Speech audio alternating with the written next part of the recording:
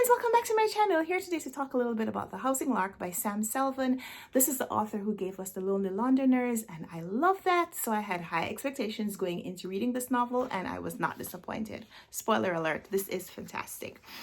The Housing Lark is set in the 1960s in London, and we're reading about immigrants, Caribbean immigrants living in England, and what it's like as they try to get ahead. What are some of the prejudices that keep them from advancing in the social hierarchy in that time, but also what they decide to do to try to break out of that, what they try to do as a group and as individuals to try to get ahead.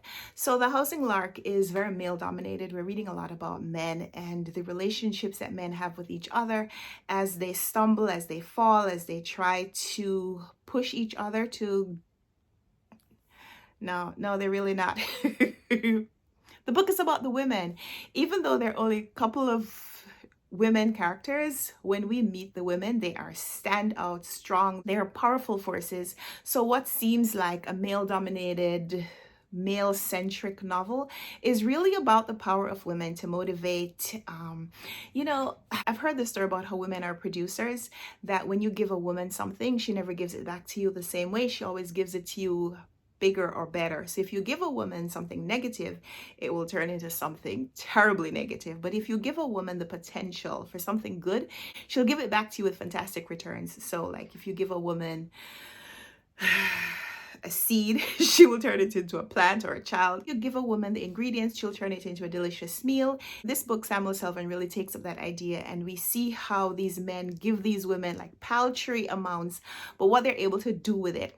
And so while this seems at first like we're following the men, we're really seeing how the men move in response to the women in their lives. And so I love that. I love this book. So we read this for the Run Right Reads book club sometime late last year, and it took me a while to make this video, but I did not want to miss out on the opportunity to share my love for The Housing Lark with you and encourage you to pick it up.